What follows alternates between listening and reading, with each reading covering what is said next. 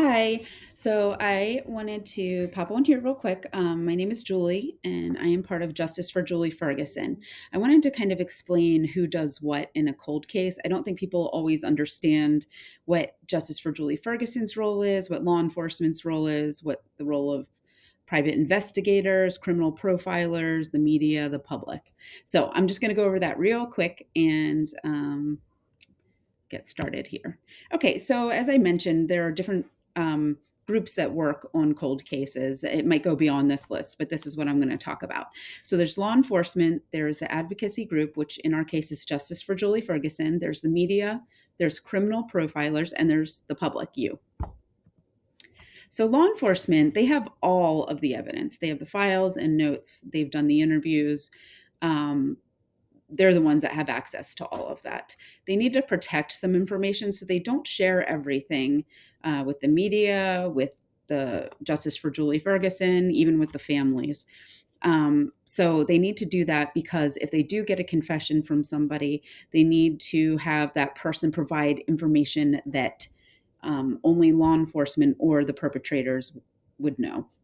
They provide media with fact-based information. So when the media covers a story on Julie Ferguson's case, they get their information and facts from law enforcement. They decide on the case priorities that they're working on. So the cold case unit has, I don't even know what the number is right now, but it's pretty high, of unsolved cases. And it just depends what they work on. They decide the priorities. It's political, it's media pressure, it's what cases are most solvable based on what evidence they have. So it's kind of it's not up to Justice for Julie Ferguson what they decide on.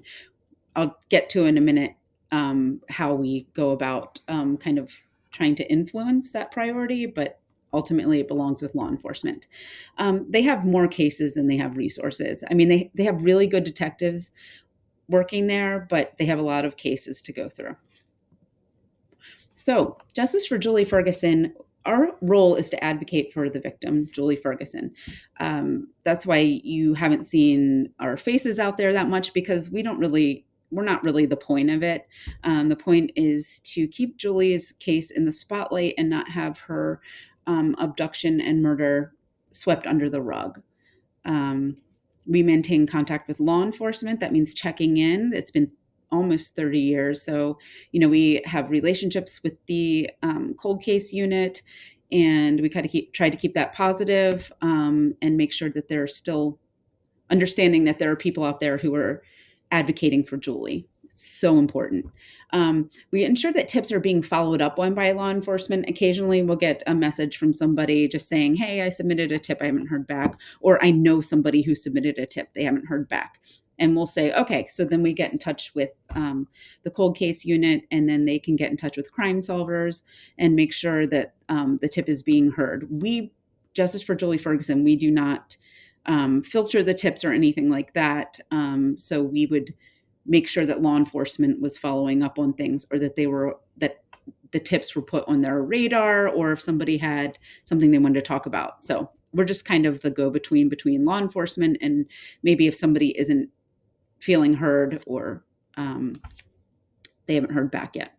So the challenge is that we have no access to police files at all. So there are things, reports and evidence and all kinds of things.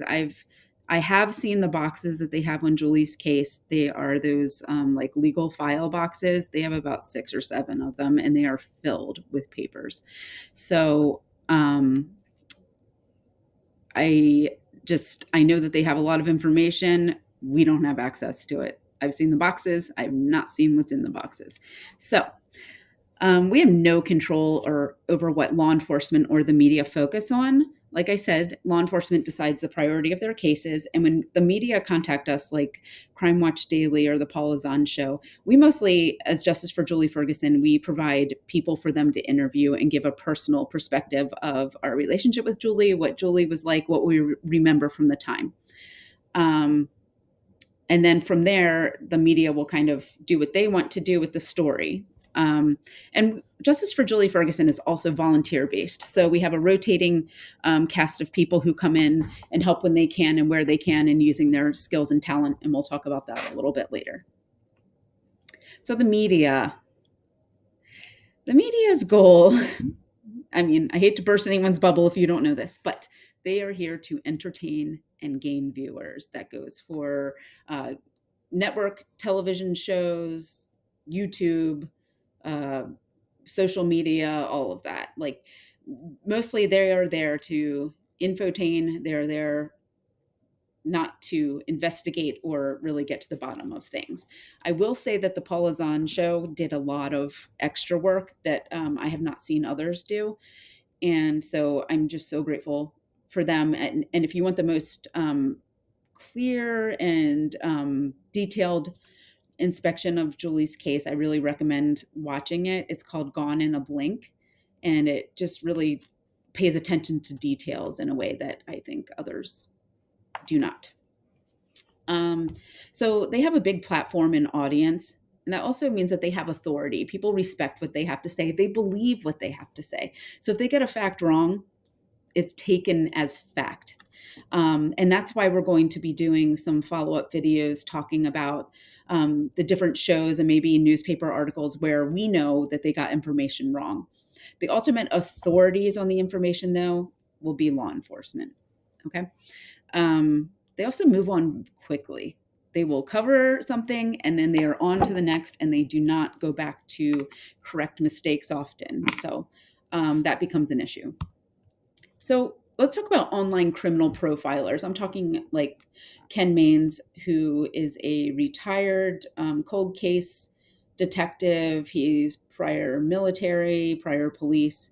He's worked for the FBI. So he has this really great background. Um, so they should have a background working on cold cases, catching criminals, or in crime.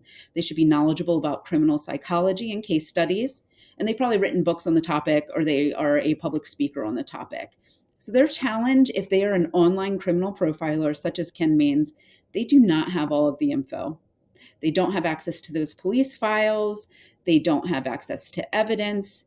They don't even talk to witnesses or anything like that. They don't do any investigating. So what they're getting their information from is from looking at articles online, looking at old newspaper articles, which Ken Maines says is one of the best things to look at in a cold case. It gives him the most raw information before the game of telephone kind of starts, where one media outlet just picks up on what a previous one said, and then so on until an incorrect information gets passed on and becomes seen as fact. So they use their experience in public information to make educated assumptions. They're not stating fact often, or sometimes they might be, but they use their experience and what limited information they have. So essentially, they are not playing the game with a full set of cards. So they can make guesses based on the cards that they're seeing, but they're not seeing the full deck. So Justice for Julie Ferguson has contacted online profiles such as Ken Maines just to learn more about the crime of what happened to Julie and the type of person or persons who may be responsible. That's kind of working towards closure and just getting a better idea of how this could happen, why this happened, how we might prevent it from happening to somebody else in the future. So here's the thing. Outside analysis will not solve the case. That means outside analysis by online criminal profilers. It may even introduce misinformation. So what could make a difference is getting the Prince George's County Police Department Cold Case Unit and an experienced profiler, to revisit Julie's case.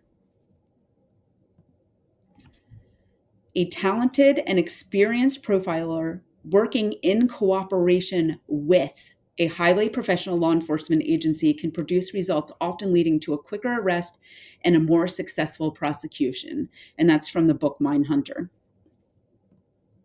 So you are needed. The public, that's you. So you're also part of this. You have different talents and resources. You hold influence because you are a large audience, and the media really wants that. So, and the media influences what the cold case unit might cover at any given time. So, you are so important. The challenge that I see, the biggest one, is that you may want to help, but you just don't know how. Here's what you can do. So, here are some simple things that you can do and you are already doing. Share the Justice for Julie Ferguson Facebook page posts. This lets people, your friends, know about Julie's unsolved case.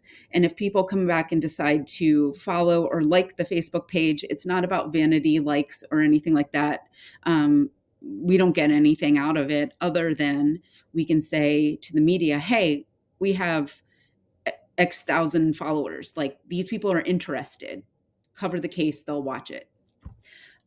Support media outlets that cover Julie's case, like Ken Maines. I know he's not everybody's cup of tea, his style, but he is one of the few who has actually given us the time of day and has decided to take a look and interest in what happened to Julie Ferguson. So if you can, like or follow their posts or videos, that increases their views, and then that makes them go, oh, people are interested in this case, so I'm gonna follow up with it more. And maybe, just maybe, if we get somebody who's experienced and in the spotlight to take a real interest in Julie's case, maybe they could eventually work with law enforcement and actually have access to the files that they need in order to make not just educated assumptions, but make an analysis based on real data and information available to them.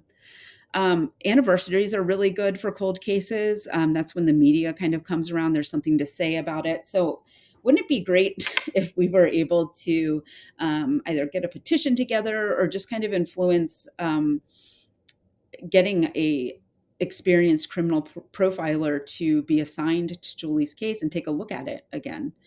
Just review everything, take a look, and focus specifically on that case.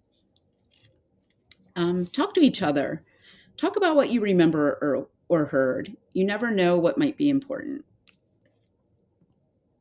So there are talents that you might possess.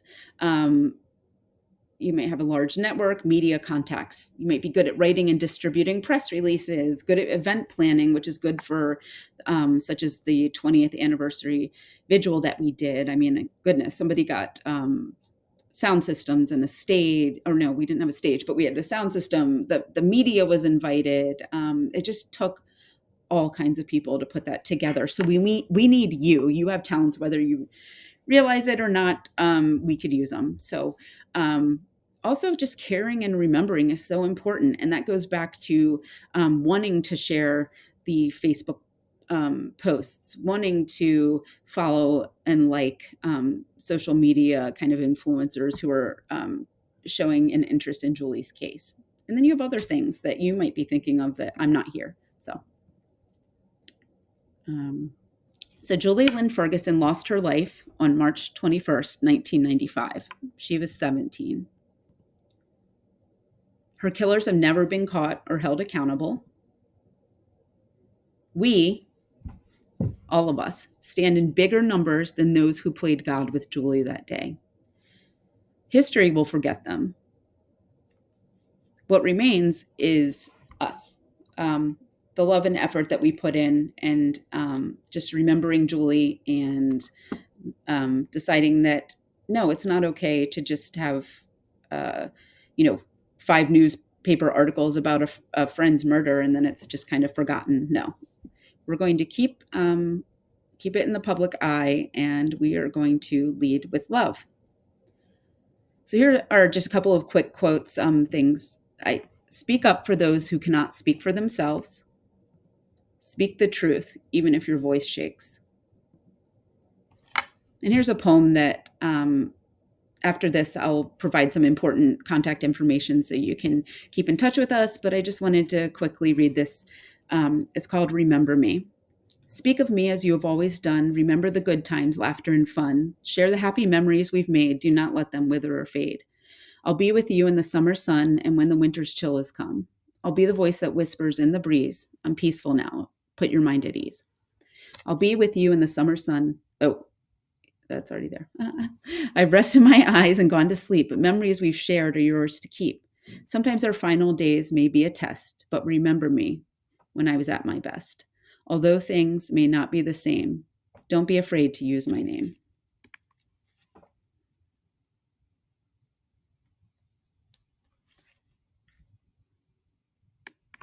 If you want to stay connected with us, we have a website, justiceforjulie.wordpress.com. We're also on Facebook under Give Julie Justice, and you can email us at justiceforjulieferguson@gmail.com. So thank you so much for watching this. And if you have any questions, of course, reach out at any time. If you want to join in the efforts, reach out. If you have ideas, media contacts, if you think there's a better way to get a criminal profiler with experience assigned to Julie's case, please let us know. So we need you. You are part of this, and we just so appreciate it. And I know somewhere Julie appreciates it.